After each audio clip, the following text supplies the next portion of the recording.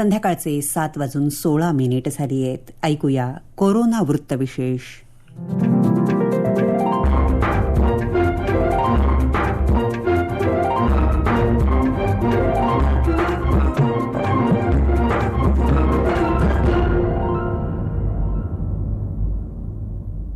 श्रोतेहो नमस्कार. आजच्या कोरोना वृत्तविशेष कार्यक्रमात आपलं स्वागत. आजच्या कोरोना वृत्तविशेषमध्ये आपण ऐकणार आहात कोरोना विषाणू संसर्गाच्या दुसऱ्या लाटेबाबत सुरू असलेली चर्चा, त्यासाठीच्या उपाययोजना आणि आपण घ्यायची काळजी याविषयी केलेलं विवेचन. श्रोतेहो, कोरोना विषाणू संसर्गाच्या दुसऱ्या लाटेबाबत सर्वत्र चर्चा सुरू आहे. या संसर्गाची दुसरी लाट येणार की नाही, ती कधी येईल आणि ती किती भयावह असेल याबाबत चर्चा केली जात आहे. टेस्टिंग, ट्रेसिंग आणि लॉकडाऊनची प्रभावी अंमलबजावणी करत कोरोनाचा प्रादुर्भाव आटोक्यात आणणाऱ्या दक्षिण कोरिया, जपान, जर्मनी, लंडन या देशात निर्बंध हटवण्यात आल्यानंतर संसर्गाची नवीन प्रकरणं समोर आली आहेत. आशिया खंडातल्या आकडेवारीवरून हे लक्षात येत आहे की वेगानं चाचण्या केल्या, रुग्णांचा शोध वेगानं घेतला आणि बाधित रुग्णांना ताबडतोब क्वारंटाईन केलं तर दुसरी लाट आटोक्यात आणली जाऊ शकते. आणि हाच एकमेव पर्याय जगासमोर आहे. जपानमध्ये कडक निर्बंधानंतर नवीन रुग्ण सापडणं बंद झाल्यानं इथले दैनंदिन व्यवहार सुरू करण्यात आले. मात्र महिन्याभरातच पुन्हा रुग्ण सापडू लागल्यानं पुन्हा आपत्कालीन उपाययोजना लागू कराव्या लागल्या. दक्षिण कोरियामध्येही टेस्टिंग, ट्रेसिंग आणि क्वारंटाईन धोरणामुळेच विषाणूचा संसर्ग प्रभावीपणे थांबवता आला. जर्मनीमध्ये संसर्ग नियंत्रणात आला आहे. मात्र UK आणि स्पेनमध्ये पुन्हा कोरोना रुग्ण आढळत आहेत. अनेक देशांनी कोरोनाच्या दुसऱ्या लाटेच्या पार्श्वभूमीवर डबल टेस्टिंग, विलगीकरणात ठेवलेल्या व्यक्ती, बाधित व्यक्ती यांचा डेटा तयार ठेवला आहे. विषाणू संसर्गाच्या अभ्यासावरून हे स्पष्ट झालं आहे की अशा संसर्गाच्या एकामागून एक लाटा येतात. ज्या ठिकाणी आवश्यक उपाययोजना केल्या जात नाहीत, जेव्हा आपण नव्या आजाराचा सामना करतो तेव्हा नागरिकांमध्ये त्यासाठीची इम्युनिटी नसते. अशा व्यक्तींना संसर्ग होण्याची आणि तो वाढण्याची शक्यताही असते. सध्या कोरोनाची दुसरी लाट सुरू झाल्याची जगभरात चर्चा आहे. ती कुठे सुरू झाल्याचं दिसून येतं, कुठे सुरू होईल अशी शक्यता दिसते. याविषयी जागतिक पातळीवरचं तुलनात्मक विश्लेषण केलं आहे आरोग्य पत्रकार चैतन्य देशपांडे यांनी. ऐकूयात. कोरोनाच्या दुसऱ्या लाटेबद्दल आता बातमी यायला सुरुवात झालेली आहे. युरोपात काही देशांमध्ये पुन्हा लॉकडाऊन लागू झालेलं आहे.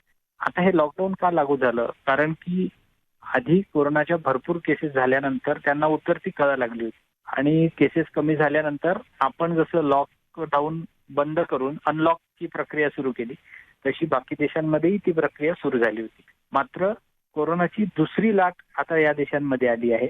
यांमध्ये फ्रान्स असो, स्पेन, इटली, जर्मनी या सगळ्या देशांमध्ये रुग्णांची संख्या गेल्या काही दिवसात वाढत असल्याचं आहे.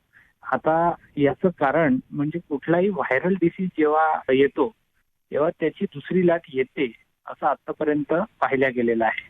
तर आपल्याकडे दुसरी लाट ही पहिल्या लाटेपेक्षा अधिक जास्त स्ट्रॉंग असते, जास्त इंटेन्स असते असा एक अनुभव आहे. त्यामुळे दुसऱ्या लाटेपासून आपल्या लोकांचं संरक्षण करण्यासाठी जर्मनी किंवा फ्रान्समध्ये लॉकडाऊन लागू केलेलं आहे. आता भारतामध्ये याचं काय होईल? आपल्याकडे दुसरी लाट येईल का? तर आपल्याकडे सुद्धा दिल्लीमध्ये आता पुन्हा केसेस वाढायला सुरुवात झाली आहे आणि आपल्याकडे तशी सुरुवात ही दिल्लीपासूनच झाली होती कोरोनाची. त्यामुळे आपल्याला असं म्हणता येईल की आपल्याकडे सुद्धा दुसरी लाट कोरोनाची येण्याची पुरेपूर शक्यता आहे. तज्ज्ञ डॉक्टर आहेत, इन्फेक्शियस डिसीज स्पेशालिस्ट किंवा एपिडेमॉलॉजिस्ट, ते असं म्हणतात की ही लाट भारतामध्ये न येण्याचं काहीही कारण नाही. कारण की पहिली लाट आल्यानंतर दुसरी लाट येतेच व्हायरल रोगांची, असं आतापर्यंत बघितल्या गेलेलं आहे. यात एकच आपल्याकडे महत्वाची गोष्ट आणि रिलीफ फॅक्टर ज्याला म्हणता येईल, सुटकेचा निश्वास आपण असा सोडू शकतो की आपल्याकडे मृत्यूदर अत्यंत कमी आहे. सध्या पाहायला गेलं तर 1.48% मृत्यूदर आहे. शिवाय 91-92% वर लोक आपल्याकडे बरे होतात आहे. त्यामुळे आपल्याला असं म्हणता येईल की आपल्याकडे दुसरी लाट जरी आली तरी सुद्धा आता बऱ्यापैकी कोरोनाची माहिती आपल्याला सरकारकडे, शासनाकडे आलेली असल्यामुळे आणि ट्रीटमेंटचे प्रोटोकॉल सगळे डॉक्टरांना माहिती असल्यामुळे आपल्याकडे हानी तेवढी जास्त होणार नाही. मग आता याच्यासाठी करायला काय पाहिजे तर लोकांनी दुसरी लाट येऊ नये यासाठी प्रयत्न केले पाहिजे. यासाठी आपण सगळी खबरदारी घेतली पाहिजे. आपण हात धुतले पाहिजे, आपण सोशल डिस्टन्सिंगचं पालन केलं पाहिजे, मास्क घातले पाहिजे. असं केल्यास आपल्याकडे दुसरी लाट आलीही तरी रुग्णांची आणि मृत्यूंची संख्या कमी राहील आणि कदाचित आपल्याला दुसऱ्या लॉकडाऊन पासून स्वतःला वाचवता येईल. त्यामुळे दुसरी लाट आली ती पहिली गोष्ट ती येऊच नये यासाठी आपण प्रयत्न करायला पाहिजे. आणि आता शासनाबरोबरच ही जबाबदारी सामान्य लोकांनी आपल्या खांद्यावर घेतली पाहिजे. श्रोते हो, आतापर्यंत आपण अशा आजाराच्या महामाऱ्या आधीही पाहिल्या आहेत. सार्स असो, प्लेग असो. जुन्या आकडेवारीचा पुन्हा नव्यानं अभ्यास केल्यानंतर 1918 नंतर संपूर्ण जगात एकापाठोपाठ एक संसर्गाच्या लाटा आल्याचं दिसून आलं आहे. कोरोना महामारी संपूर्णपणे मुक्त झाल्यानंतर जगभरातल्या अनेक देशात संसर्गाचा प्रादुर्भाव पुन्हा वाढल्याचं आढळलं आहे. युरोपातल्या काही देशात नव्यानं पुन्हा निर्बंध लावण्यात आले आहेत. आपल्या देशात दिल्लीतही कोरोनाच्या दुसऱ्या लाटेबाबत चर्चा आहे.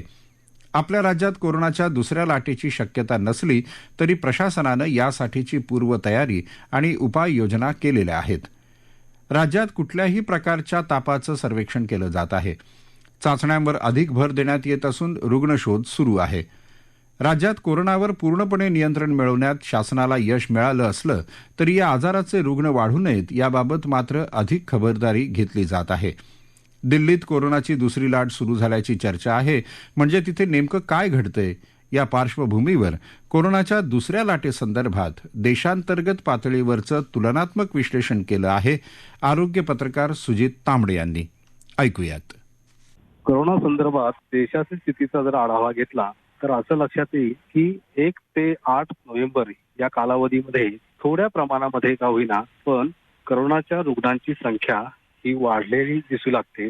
आणि ती वाढलेले जे राज्य प्रमुख आहेत त्यामध्ये दिल्ली आहे, हरियाणा आहे. या 2 राज्यांमध्ये संख्या वाढलेली दिसते. त्याचबरोबर अन्य राज्य जे आहेत त्यामध्ये हरियाणा, राजस्थान, गुजरात, मध्य प्रदेश आणि महाराष्ट्रापासून विचार करता थोडी संख्या जी आहे ती नियंत्रणात जरी आलेली असली तरी ती वाढतानाही दिसते. त्यामुळे एकंदरीत आपण जे काही केंद्र सरकारकडून किंवा राज्य सरकारकडून जे सूचना दिल्या जातात की दिवाळीनंतर दुसरी लाट येण्याची शक्यता आहे तर हा एक प्रकारची धोक्याची सूचना आहे असं म्हणावं लागेल. कारण दिल्लीचा जर आपण विचार केला तर आठवड्याभरामध्ये 3,19,000 ही संख्या होती ती आता 3,25,000 पर्यंत पोहोचलेली आहे. त्यामुळे ही संख्या झपाट्याने नसली तरी पण काही प्रमाणात निदर्शनात येते की ती वाढायला लागलेली आहे. आणि त्यामुळे राज्यांचा जर विचार आपण केला तर हरियाणा हे राज्य आहे तिथे देखील संख्या वाढताना दिसते. त्याचबरोबर राजस्थान, गुजरात, मध्य प्रदेश, तेलंगणा यांसारख्या राज्यांमध्ये देखील रुग्णांची संख्या ही वाढत चाललेली आहे. त्याचं प्रमाण हे कमी असेल ती थोड्या प्रमाणात का होईना परंतु संख्या वाढते.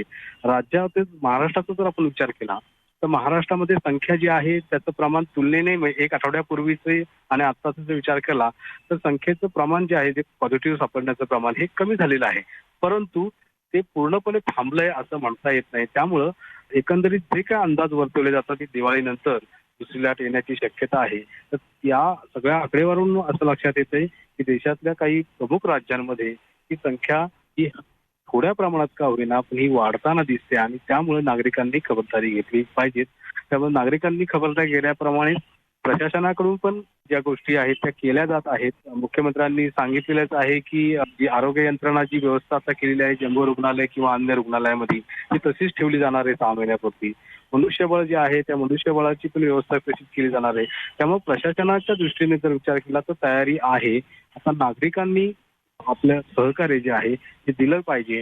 दिवाळीच्या काळामध्ये बाजाराच्या साठी म्हणून का होईना की नागरिक हे बाजार बाहेर पडणार आहेत आणि त्यामुळं ती संख्या ही आणखी वाढण्याची शक्यता जी आहे ती वर्तवली जाते. ती कुठेतरी आता खरी ठरते की काय अशी एक प्रकारची परिस्थिती या गेल्या आठवड्याभराची संख्या पाहिल्यानंतर लक्षात येऊ लागलेली आहे. त्यामुळे नागरिकांनी एकंदरीतच महाराष्ट्रातच नव्हे तर संपूर्ण देशाचा जर आपण विचार केला तर प्रमुख राज्यांमध्ये संख्या वाढायला लागली आहे आणि त्यामुळे नागरिकांनी खबरदारी घेणं फार आवश्यक झालेलं आहे.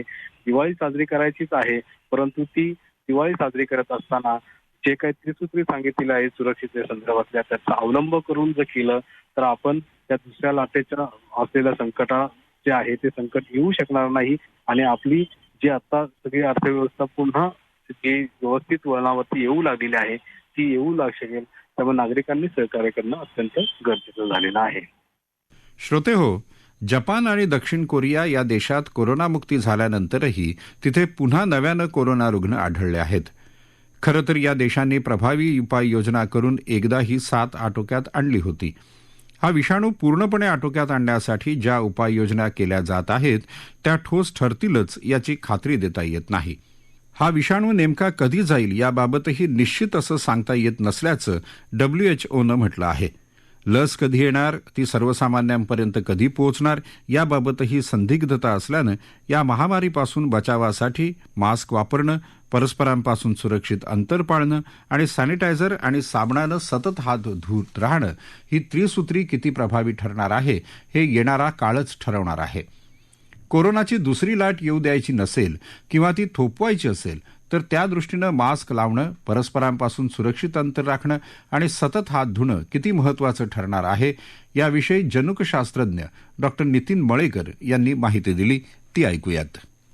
दिवाळीसाठी महाराष्ट्र शासनाकडनं काही मार्गदर्शक सूचना आल्या आहेत. या सूचना स्पेशली कोविडच्या संदर्भात आहेत. आपण सगळेजण परत ऐकत आलो आहेत की दुसरी लाट आली, तिसरी लाट आली, युरोपमध्ये तिसऱ्या लाटेने भयंकर घटना घडतायत. तर या लाटा आहेत काय, तर या रोगाचा प्रचंड प्रमाणात परत प्रादुर्भाव होणे याला लाटा येणं असं म्हणतात.